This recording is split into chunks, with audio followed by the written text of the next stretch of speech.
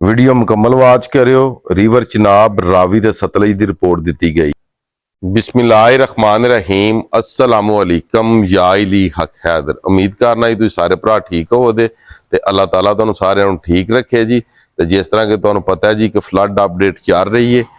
Date हो गई जनाब 26 अगस्त 8वां महीना 2025 ते टाइम 1:30 तुहानूं 1 बजे वाली रिपोर्ट देनी है। दरिया चिनाब का 1 लाख क्यूसक पानी जिहड़ा कि वध गया। उस तो बाद दरिया सतलज ते रावी जिन्ने भी भरा मेरे चैनल ते आ रहे हो चैनल नूं सबसक्राइब करके जाना, बैल आइकन ऑन करना है। जिहड़े भरा फेसबुक ते हो फेसबुक नूं फॉलो करना है। जिहड़े भरा टिकटॉक ते वीडियो वेख रहे हो टिकटॉक नूं भी तुसीं लाइक फॉलो करके जाना, ठीक है जी। तो लो जी फिर अपडेट करने हैं शुरू। इंडिया ने जी हैडमराला च 1 लाख पानी का होर इजाफा कर दिता है जी।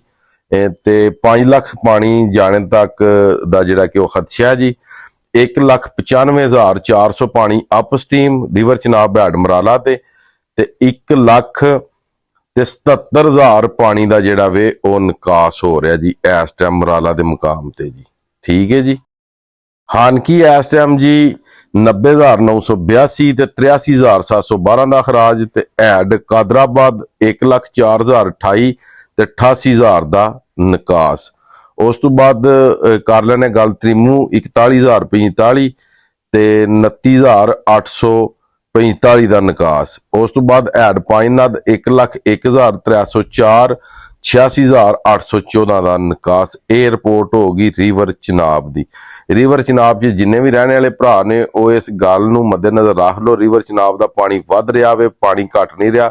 हर एक रिपोर्ट जी 50,000 लाख वध के आ रही है, ठीक है जी। हुण गल कर लैने जी दरिया सतलज की गंढा सिंह के मुकाम ते पानी जिहड़ा वे वो 4,000 क्यूसक सिर्फ घटिया है।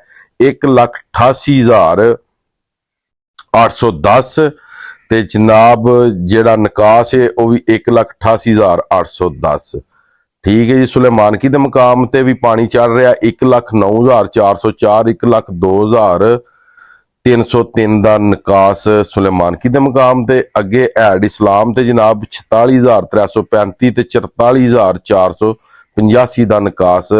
ये दरिया सतलज की रिपोर्ट। रावी की गल कर लेने। रावी ने मारिया जनाब जैंप ते जस्टर के मुकाम ते 1,11,290 ते 1,11,290 का निकास। शदरा के मुकाम ते 46,670 ते 46,670 का निकास। बल्लोगी के मुकाम ते 69,295 ते 47,195 का निकास। सदनाई ते 25,744 ते 10,394 का निकास, ठीक है जी। हुण गल कर लेने दरिया झेलम। दरिया झेलम जनाब मेरी मंगला के मुकाम ते 20,000 ते 8,000 का खराज। हैड रसूल 5,200 ते निकास 0। दरिया काबुल नशहरा 36,000 ते 36,000 की निकास। उत्ते सारा निकास की गल करा तो इंदस रिवर के जिन्ने भी दरिया ने उन्होंने अप स्टीम की डाउन स्टीम की। तरबेला के मुकाम से 1,49,700 का निकास। कालाबाग के मुकाम से 2,85,482 का निकास। उस तो बाद जनाब चश्मा के मुकाम से 3,01,708 का निकास। तोसा ते 2,30,249 का निकास। गुड्डू ते 2,60,850 का निकास। सखर ते 3,70,010 का निकास ते कोटरी 2,31,211 का निकास। कोटरी भी तकरीबन जनाब मेरी लै गया जैंप कोई 40,000 क्यूसक दा।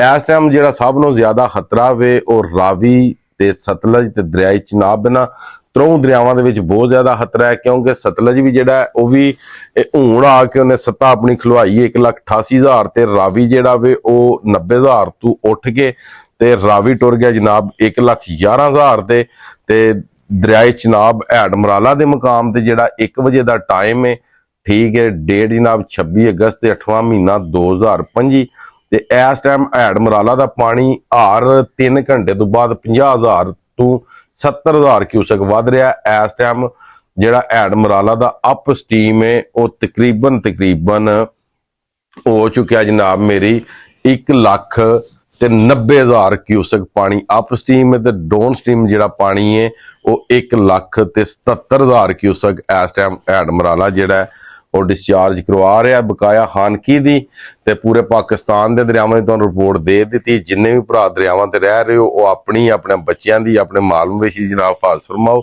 ਅਗਰ ਤੁਹਾਨੂੰ ਵੀਡੀਓ ਅੱਛੀ ਲੱਗਦੀ ਹੈ ਥੱਲੇ ਕਮੈਂਟ ਸੈਕਸ਼ਨ 'ਚ ਆਪਣੀ ਕੀਮਤੀ ਰਾਏ ਤੋਂ ਗਾ ਜ਼ਰੂਰ ਕਰਿਆ ਕਰੋ। ਮੌਸਮ ਦੀ ਖਰਾਬੀ ਦੀ ਹੋਣੇ ਦੀ ਵਜ੍ਹਾ ਤੋਂ ਮੈਂ ਦਰਿਆ ਤੇ ਨਹੀਂ ਜਾ ਸਕਦਾ, ਕਾਫੀ ਜ਼ਿਆਦਾ ਬਾਰਿਸ਼ ਹੈ, ਰਸਤੇ ਖਰਾਬ ਨੇ, ਗੱਡੀ ਨਹੀਂ ਜਾ ਸਕਦੀ। ਮੈਂ ਕੋਸ਼ਿਸ਼ ਕਰਾਂਗਾ ਕਿ ਕਿਸੇ ਵੀ ਟਾਈਮ ਕੱਢ ਕੇ ਕੱਲ ਐਡ ਮਰਾਲਾ ਤੇ ਜਾ ਕੇ ਤੁਹਾਨੂੰ ਮੁਕੰਮਲ ਜਿਹੜਾ ਕਿ ਲਾਈਵ ਅਪਡੇਟ ਵੀ ਦਿਆਂ। ਤੇ ਅੱਜ ਵੀ ਮੇਰੀ ਕੋਸ਼ਿਸ਼ ਹੋਵੇਗੀ ਕਿ ਮੈਂ ਸ਼ਾਮ ਨੂੰ ਪੇਜ ਤੇ ਲਾਈਵ ਚੱਲਾਂ। ਬਕਾਇਆ ਅੱਲਾਹ ਤਾਲਾ ਤੁਹਾਡੇ ਤੇ ਵੀ ਸਾਡੇ ਤੇ ਵੀ ਆਪਣਾ ਕਰਮ ਕਰੇ। ਤੇ ਦਰਿਆਈ ਚਨਾਬ ਤੇ ਰਹਿਣੇ ਵਾਲੇ, ਸੁਤਲਈ ਤੇ ਰਹਿਣੇ ਵਾਲੇ, ਰਾਵੀ ਤੇ ਰਹਿਣੇ ਵਾਲੇ ਆਪਣਾ ਚੋਕਾ ਖਿਆਲ ਰੱਖਿਓ, ਕਿਉਂਕਿ ਪਾਣੀ ਬਹੁਤ ਜ਼ਿਆਦਾ ਵੱਧ ਰਹੇ ਨੇ, ਘਟ ਨਹੀਂ ਰਹੇ। ਅਗਰ ਪਾਣੀ ਘਟਿਆ ਤੇ ਘਟੇ ਦੀ ਰਿਪੋਰਟ ਦਿਆਂਗੇ, ਅਗਰ ਪਾਣੀ ਵਧਿਆ ਤੇ ਵਧੇ ਦੀ ਰਿਪੋਰਟ ਦਿਆਂਗੇ। ਜਿਹੜੇ ਦਰਿਆ ਦਾ ਘਟਿਆ ਤੇ ਜਿਹੜੇ ਦਰਿਆ ਦਾ ਵਧਿਆ। ਜੀ ਉਮੀਦ ਕਰਨਾ ਜੀ ਅੱਜ ਦੀ ਵੀਡੀਓ ਤੇ ਅੱਜ ਦਾ ਵਲੌਗ ਤੁਹਾਨੂੰ ਪਸੰਦ ਆਇਆ ਹੋਵੇਗਾ। ਮੈਨੂੰ ਦਿਓ ਇਜਾਜ਼ਤ, ਨੈਕਸਟ ਵੀਡੀਓ ਆਉਣ ਤੱਕ ਜ਼ਿਆਦਾ ਆਪਣਾ ਖਿਆਲ ਰੱਖਿਓ, ਆਪਣੀਆਂ ਖਾਸ ਦੁਆਵਾਂ ਦੇ ਵਿੱਚ ਮੈਨੂੰ ਯਾਦ ਰੱਖਿਓ ਤੇ ਇਨਸ਼ਾਅੱਲਾ ਮਿਲਨੇ ਆ ਕਿਸੇ ਨੈਕਸਟ